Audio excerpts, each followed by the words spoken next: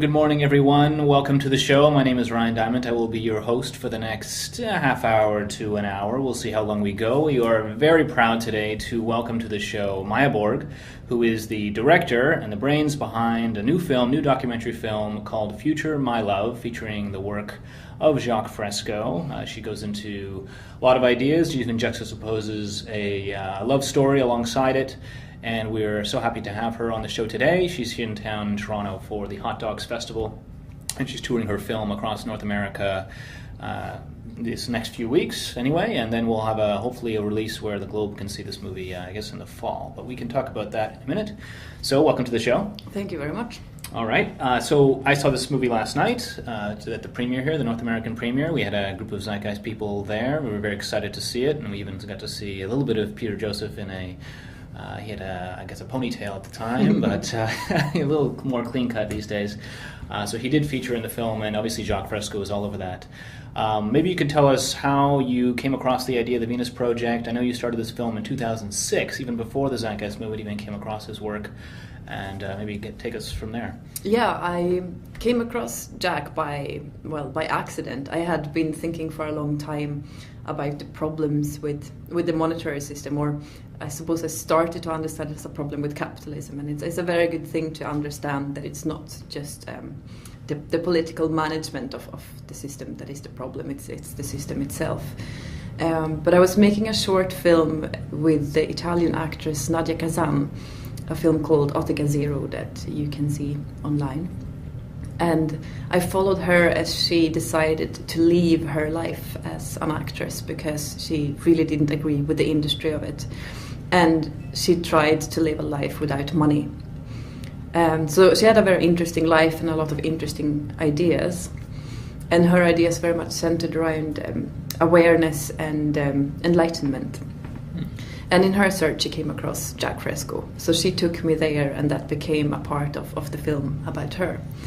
And meeting them, I was so amazed by this incredible work, and also going through this whole, the process that I think that a lot of people that encounters Jacque's work, of the skepticism, but the intrigue, and then you get into the work and suddenly it allows you to look back on your own society and the economy that we are practicing, and that becomes the absurdity, that becomes the failed utopia, that becomes the idea that isn't working, rather than the other way around, if you like.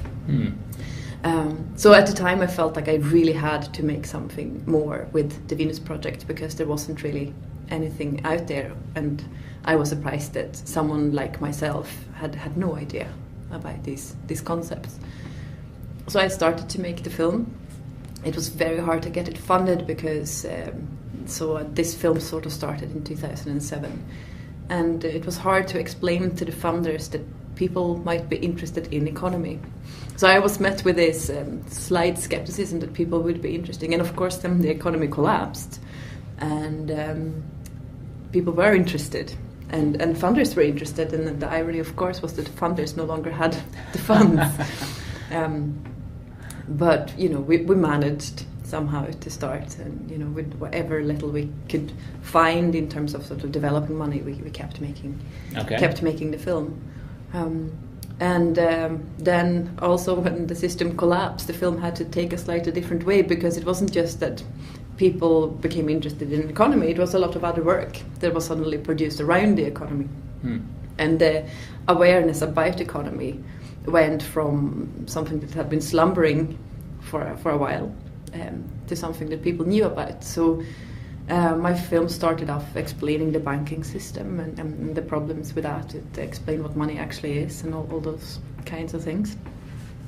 And maybe the most important work in the direction that my film took was, of course, Zeitgeist Addendum, because here I was, having worked for over 3 years trying to make these concepts available and understandable, and then very, very quickly Peter Joseph turns around Zeitgeist Addendum and explains it really, really well.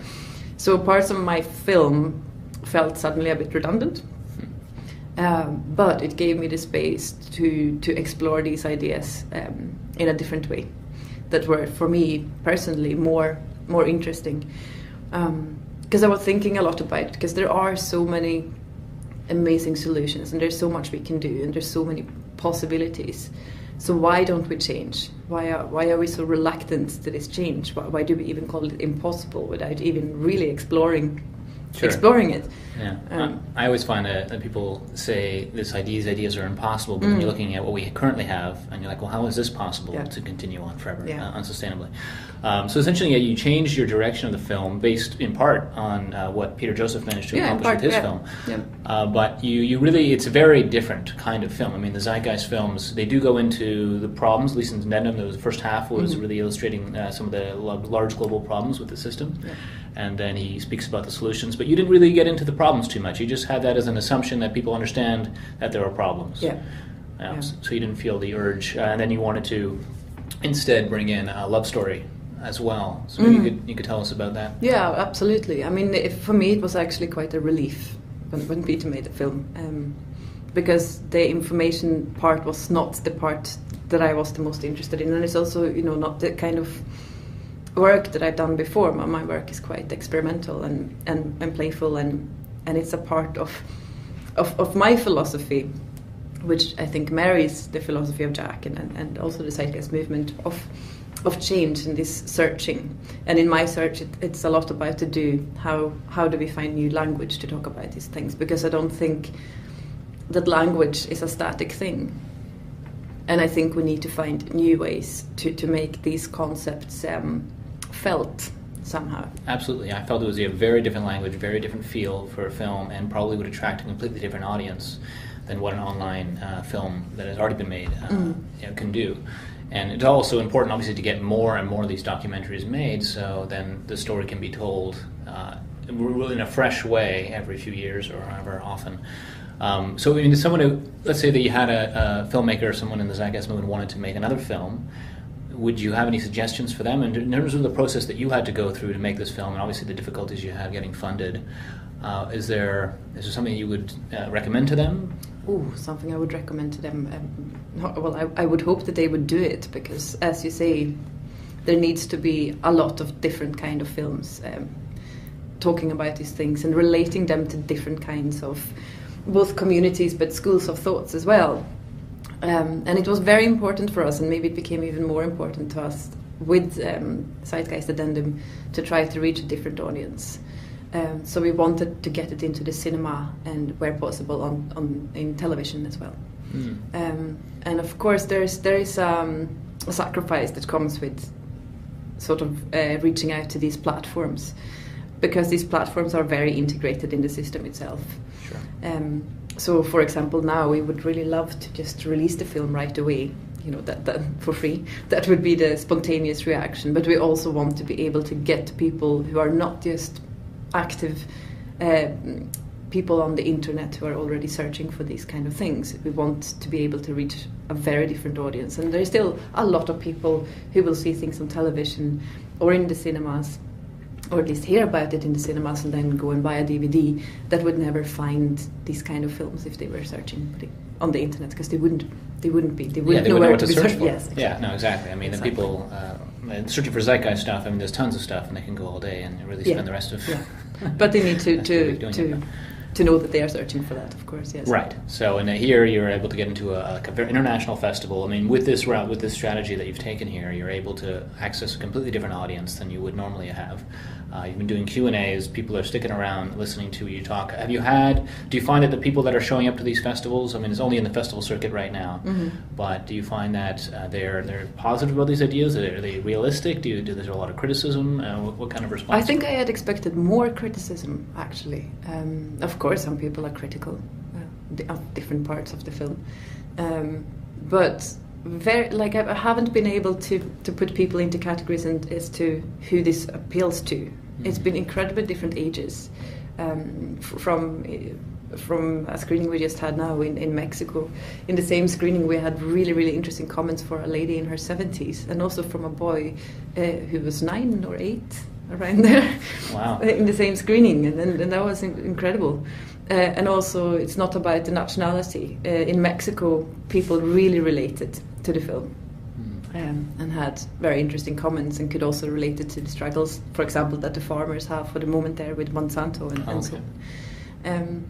and here in Toronto, I cannot see that it's something that has a one nationality or one type of culture. Sure, it's likes it more. So, and I haven't shown it in the US. That will be tomorrow. In Boston, right? In Boston. Okay. So I don't know how it will work in Boston. We'll see. Yeah, I guess you'll get a wide range, I'm sure, and I'm sure the Zeitgeist people, if they find out about it, will find out. So can they go to your website to see all the schedule? I guess Future My Love will have all the screening dates. Yeah, just on futuremylove.com. But I think one thing that is very encouraging is both Zeitgeist members and members of the Venus Project who will have digested all the available material have seen the film and still felt like they've got another kind of understanding of the ideas and another sort of set of arguments out of the film. So that feels also very important, that you can still show it to people who are aware of the concepts and they still are able to take something away from the film. Sure, I mean, it was great access to Jacque and Roxanne, and it was just really nice to see them comfortable in their own home, and you're staying there. I mean, you stayed there overnight for I don't know how long in total, but... In total, it will be about 3 months. 3 months you stayed at the Venus Project, okay. On and off, yeah. And you visited the 3 churches that they have there. That was really fun, actually, to see what Venus looks like, because all you see is the Venus Project, actually, on TV. You don't get to see on the internet what else is going on in that town. Yeah, it's a funny time. And I guess, and you hitchhiked. That's real. You hitchhiked with a few locals. There, and you talked to, tried to. Yeah, it's not actually legal to hitchhike in the state of Florida. Oh. So I had started to do that, and I wanted to continue that because there's many strands of the film, and one of is that I am literally hitchhiking following Jacque's footsteps, and that is less and less obvious in the film, but that is what I'm doing. I'm going to the Venus Project, but then I start in New York. Yeah, okay. And talking about issues that has to do with Jacque's life experience at the time, because I was thinking a lot about how are you going to talk about this concept and understand them, and I choose to do this physical road movie of Jacque's life in order to be talking about the progression of the ideas. Right. So you could, together with Jacque and the journey, you could arrive in the conclusion in the same way as he arrived to the conclusion. Huh. Yeah. No, that's actually really cool. I didn't actually put that together at the time, but now it makes a lot of sense. No, it's a good thing if you didn't put it together, but hopefully you will understand the concept, or it will be easier to understand the concept. Yeah, I mean, I'm so familiar with the ideas based on my reading, but yeah, obviously someone who hasn't been exposed to it before. So you do go into a part of his life, which was he's very frustrated with the system, and he has no solutions, and then he figures out that technocracy exists, and he says, well, I got to talk to these guys. And you actually managed to interview some of the leaders that currently exist for technocracy. Maybe you can tell us a little bit more. I mean, this organization, I think some people in the movement are familiar with it, but a lot of people probably aren't. And maybe you can explain to us the kind of growth of that movement, what it grew out of, and then perhaps where it is today. Yeah, absolutely. It's a very interesting movement, and they have a very important archive, and they are an incredibly important part of the history of these kind of alternative concepts of economy. They were massive after the First World War. And they grew, I suppose they grew massive during the Depression, the Great Depression in the United States. Because people at that point were really hurt and were very much looking for solutions. And I think at one point they had headquarters in every state. Wow. And I think they were in the millions as well, members. So they were massive, and it's also amazing, the winners write history, and so few people have heard about this movement. But it started with, it was scientists in different fields that got together and created something they called the Technical Alliance. And it came from the realization that they made basically during the First World War, where the men, they went out, so the workforce shrunk drastically, very rapidly. Still the productive capacity of the United States increased during the same time, and this was revolutionary. I mean, this we can understand today, but at the time that was revolutionary. And of course that was because new technology, and that was really the first time that they saw the potential of technology in relation to working hours. So from this revolutionary discovery that we can work less and produce more, they started to to examine the limits of the money system, as well as the possibility of creating a different kind of arrangement, social arrangement.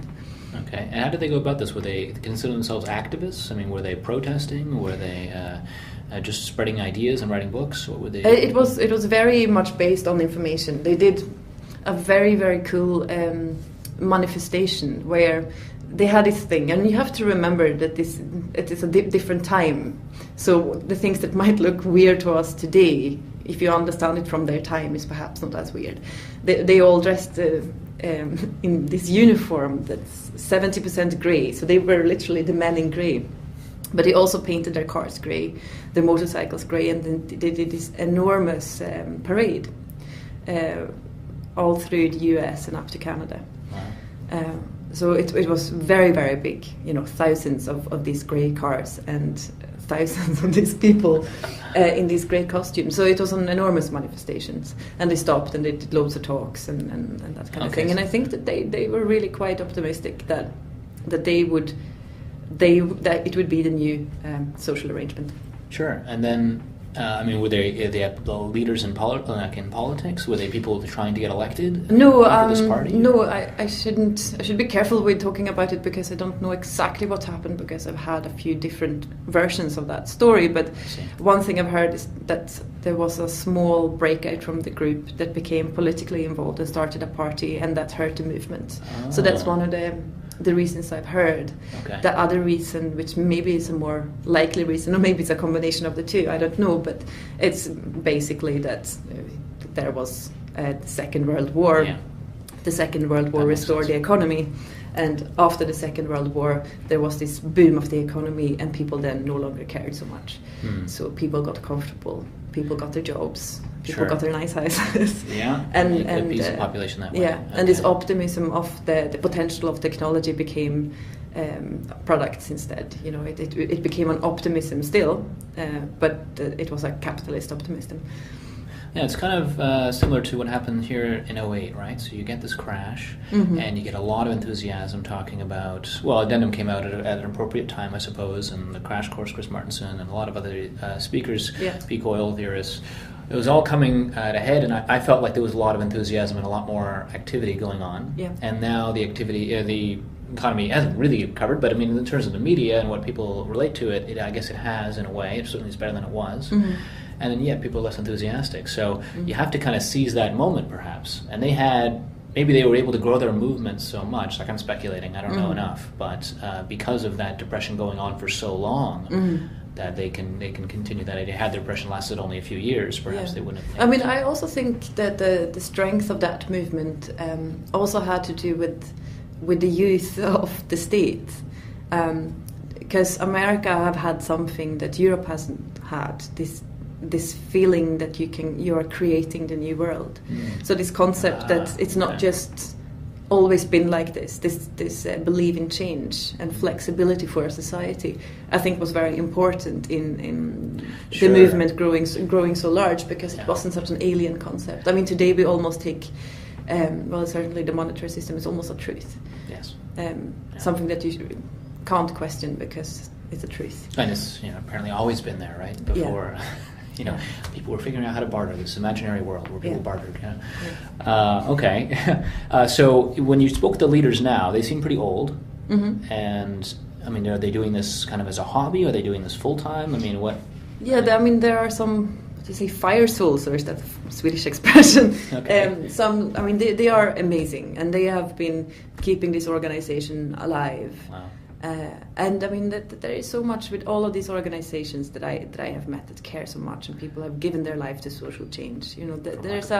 It's fragile and it's sensitive, and you have to try to be sensitive, and it's very, very easy to step on someone's toes, because they're talking about creating a better world, and they are so aware of the problem, they are so passionate, and they will have had so much critique. They were from this enormous movement, and then they will have had the heartbreak of every member who disappeared, to becoming this very, very small movement of people who are still believing. And I mean, those are really the people you should celebrate, the people who are not just there when it's all easy and fun, and everyone is doing it, but the people who sticks by it. Of course, Jacque left the technocracy movement. He didn't agree with all of their concepts, and there are some, I think, key differences. Yeah, he illustrated that in the film too. That was quite interesting too, where he saw the limits to the government approach, I guess the political approach that technocracy had. Yeah. So, I mean, I guess you were also telling me yesterday that you looked into technocracy, you put that in the film, but there were other movements as well that you've kind of come across in a similar field, or any inspiring to you that you want to share with us so we can investigate them ourselves? Yeah, I think you should investigate the social credit movement, because it has existed alongside capitalism from the start. So it's this awareness of where capitalism would go in the end. You know, the early economists, they were aware of the limits of capitalism. It's not so complicated to be aware of the fact that nothing can grow exponentially forever. You know, however big the planet is, you know, they could imagine that being a limit before. I don't think they could imagine how quickly we would manage to use up so much resources, but they were aware of the limits. But it's rather than creating money through lending. So it's not about having a privately owned banking system or a state-owned banking system, because in the next step, money lending becomes private anyway. So they are very careful with saying it's not about that. That's not enough, if you like, that the state controls the banking system. The problem is that money is created through lending.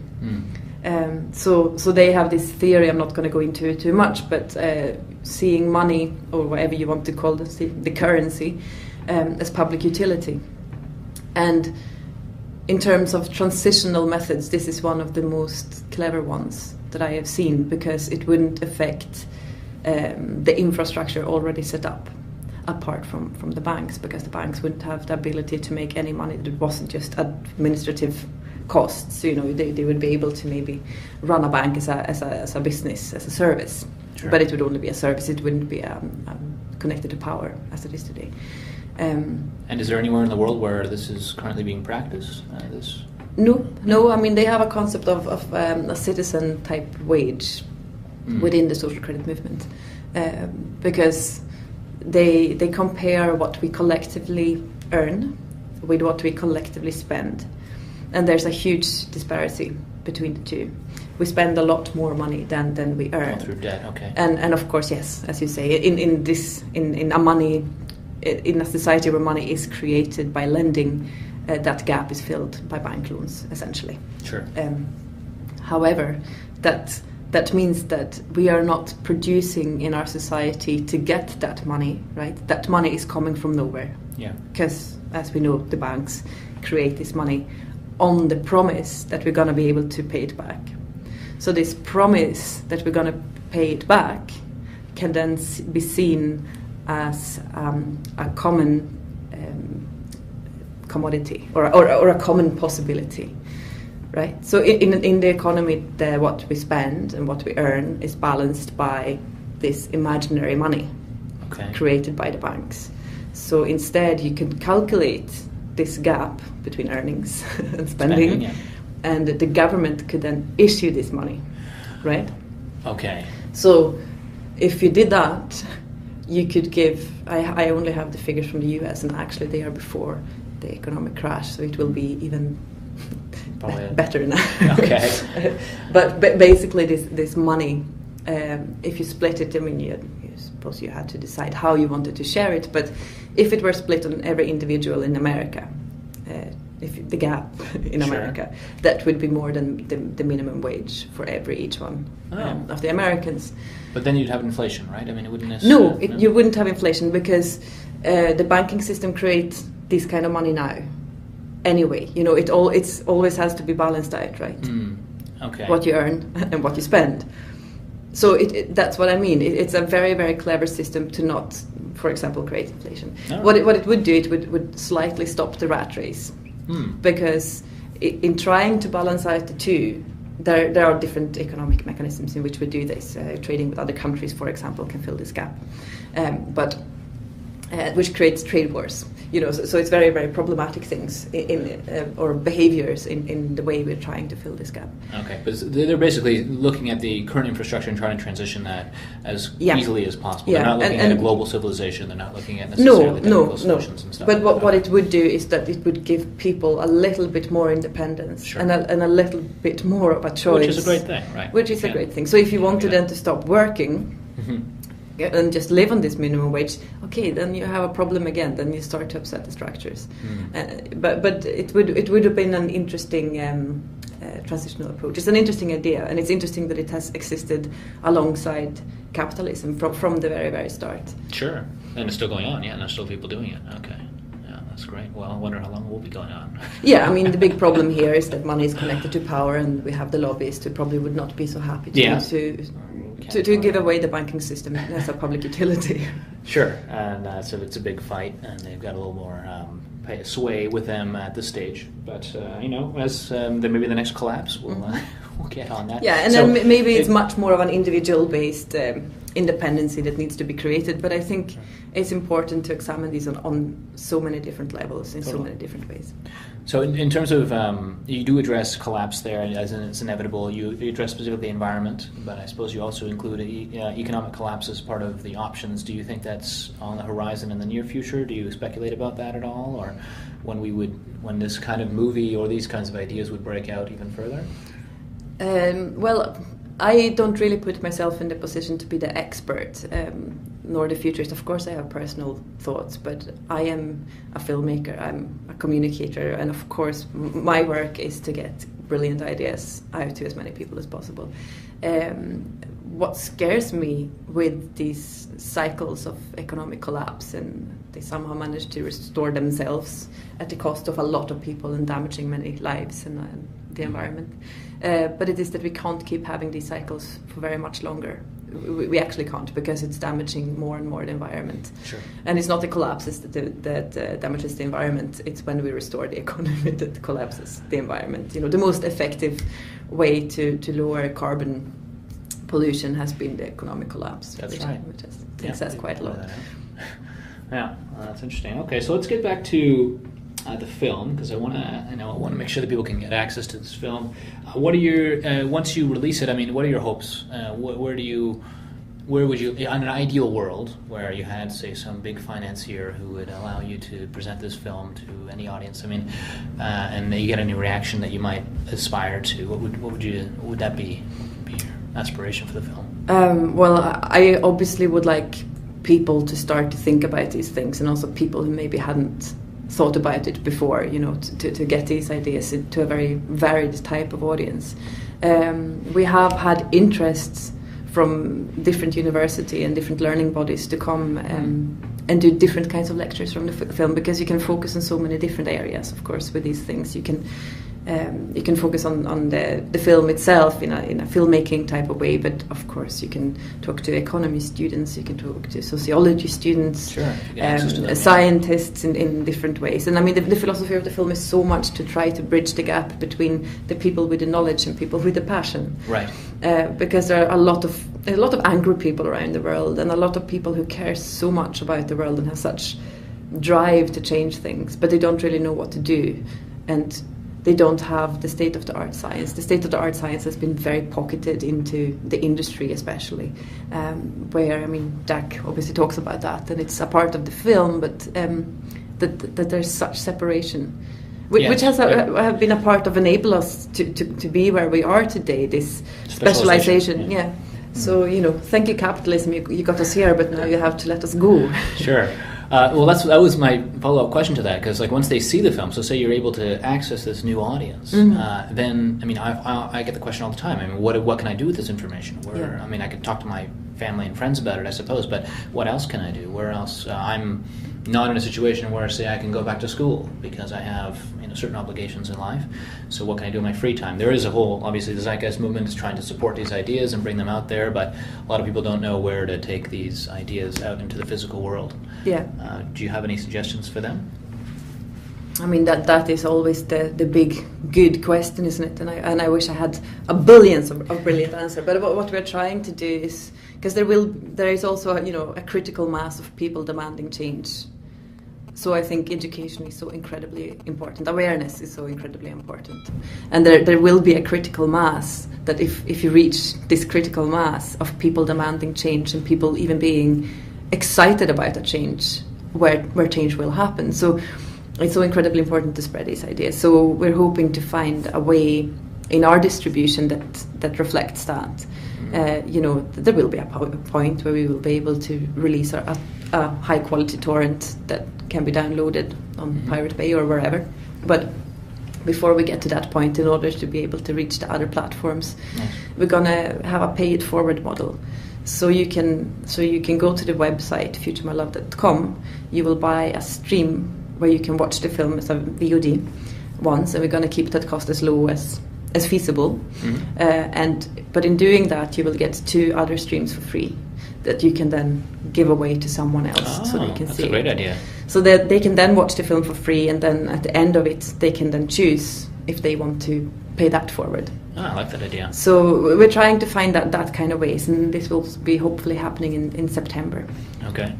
And then you could make more films about Jacque. Yeah, I mean, we will have different kind of donations as well, because of course that's as a filmmaker you have to relate to the dilemma somehow. How are we going to fund? How is Jacque doing, by the way? Have you spoken to him recently? Yes, it's been a tough time for them after Jacque broke his hip. It's been tough, but they are tough. I mean, they are such incredible people. And I don't know how you can be so resilient. Now we are aware of them, and a lot of people are aware of them and celebrate them for their work and taking their work further in different ways. But there was so long where there was not that many people, and they kept doing it and they kept doing it, and they haven't lost their humanity. They are incredibly warm, loving people as well. Yeah, it is a remarkable story. I mean, people get so easily discouraged, and perhaps it's because we're so used to getting things at our fingertips and having things change very quickly. But it could get frustrating. I mean, my experience here, you always want to make things fun and build a community around it, and then it's not so much work to bring these ideas forward. It's actually, if you find a way to either communicate or to just share experiences with people that are interested in these ideas, it's a way to break out of a different kind of society, right? Yeah, and I mean, we will obviously also try to use our website as a portal to connect people and different projects. So if anyone have a brilliant project or a brilliant thinker, then please send us an email with links, and we try to connect that information with other people somehow and organize it. And of course, you will already be able to find the Zeitgeist Movement and the Venus Project through the website. But that's hoping to use the website as a bit of a hub, so other people can connect through it. Right. And so, I guess when people are asking you the Q&As and stuff, you're saying, well, there are these outlets for you if you're interested in these ideas and want to carry them forward. Yeah. Okay. And so let me just, I wanted to talk a little bit about, we have a little bit of time here, so let's see if we can talk about some of the technology ideas that you brought into the film towards the end. You interviewed a 3D printer, someone who's doing advanced 3D printing, and someone who's doing renewable energy solutions. Actually, you were actually on an island at some stage, and you turned on. Was that real, or was that? It was. It's been such an interesting project to follow this energy project. And I mean, energy projects, they are so heavily fought against. It's been really interesting to follow one of them, and it's just one of them, and I'm aware that there's a whole movement and loads of them. But it's as a case study, it's been incredible to see the potential of this technology and how it's met by the industry. How these incredible solutions are so problematic within the system. Sure. And you have to think about these things as 2 things at the same time. Things that can save humanity can break the economic system. Right. And and that happens on a micro level all the time. If I take care of my own children, if I clean my own house, I might get another kind of value out of that. I get to be active in my own life. However, it's much better for the economy if I'm really stressed and go to work and employ someone to do it, and we have a double kind of revenue out of it. So in the energy project, it happens on a very, very massive scale, and these guys, they are very aware of that, and they are trying to use that as a strategy. So it's basically trying to use the system to eat itself. Okay, so they had that similar ideology. I mean, they had met Jacque in the movie. And, yes. I mean, the project has changed a lot, but there's so many of those kind of ideas out there. You know, sure. At one point, their strategy was to do these.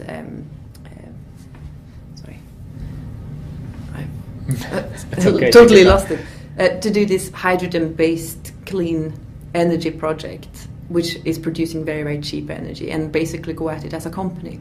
So they would compete with other energy companies, but what they would have is that their product would be cheaper. Right. So within the mechanisms of capitalism, sure, they would be able to lower the prices, which was, you know, their vision is to have green energy available for free for everyone. So it's an enormous vision. Yeah, I mean, that'd be an enormous solution. I mean, I look at, I don't know if you're familiar with the work of Charles Eisenstein. So we had him visit Toronto, and we interviewed him, and he was under the impression that if technology was really, these kinds of technologies are either emergent or the ones that are already available, and actually the ones that are available could probably make energy in abundance at a very cheap price, and renewably and sustainably. So he's like, if technology was going to do something, it probably would have done it already at this stage. So it's really got to be something else that has to happen. Because the technology is already there, or at least it has been conceived, even if it hasn't been pragmatically realized. Is that what you mean? Yeah, I mean, like, there's just so many people are so excited about these new technologies, but yet you're like, why do we even need that? We don't, like, that's fantastic that that's going on, but I'm under the impression that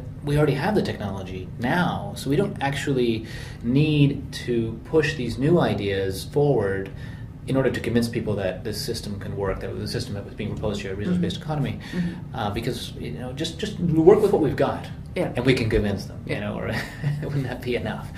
But yet it's not. I mean, so there's really that value shift and that cultural shift has to go alongside. And I don't know if the scientists that you spoke to understand that or have an awareness of that it's just the technology can force certain changes within the economic structure, but the economic structure then adapts. And then we still have people working their asses off. No, it's a very good question. And the answer might not be the one or the other. Right. I mean, the 3D printing scientist that I'm talking to, he's very much aware of these two sides. You know, he talks about combining 3D technology with nanotechnology. And basically being able to print anything. There's also this UK project called the RipRap project, where they are printing a 3D printer. So it's this, and it's also printing the 3D printer with organic material. Oh wow! So it's amazing stuff that you can do with this. And of course, if you then everyone would have their own machine where they can print anything physical in the same way as we can pirate whatever digital at the moment. Then of course that would have an enormous impact on the economy, because trade would become something else. So every new step will shift people's ability to see that future a little more clearly and not have to participate in buying so many things. But I mean, you're absolutely right. This technology, you know, they don't have a 3D printer that can print a finished meal, you know. Not yet. No. Not yet. But the scientist has conceived of it. So it's very interesting to one, think about how quickly, if it wasn't a question about money, how quickly could they actually realize this? Well, right. That was a great thing that you brought up in the film, actually, where you're just like, Jacque was pointing at, well, you ask scientists to come up with a nuclear bomb, or you ask scientists to come up with something, and they always end up doing it. I mean, they find a way to do it. You pay enough scientists and give them a problem to solve, and they'll do it. So we haven't given them that other problem to solve yet. How do we get rid of the monetary system? Yeah, I mean, and I mean that is the kind of scientist Jacque is, and I suppose he has the scientific training, and that's what he says. You know, you just have to ask scientists what you want, and they always come up with it. But we don't ask them. We don't ask them for how to overcome the monetary system, or rather, you don't ask them how to overcome starvation and poverty and pollution and crime and, you know, all of these things. And that's what he's been doing. And his solutions is the resource-based economy. Sure. And a wonderful solution, a beautiful one that inspires people all around the world. And millions have seen that Zeitgeist film, and I hope millions see your film. So we could close it off today. I thank you so much for your time, Maja. If you have any final words for the Zeitgeist folks? Well, the Zeitgeist folks, we need your help. You know, we need your help so we can help you. Pretty much, you know, it's about a global community. So whatever portals of sharing information we have, to not just be overwhelmed of all of it, the information that's out there, to channel it. So send us suggestions, tell people about the film, come and see the film, pay it forward, all of those things. As you will know with all of your work, you are very much dependent on people taking an active part. Yes, absolutely. Well, thank you so much again. Thank you so much. And have a good one. Cheers. Cheers.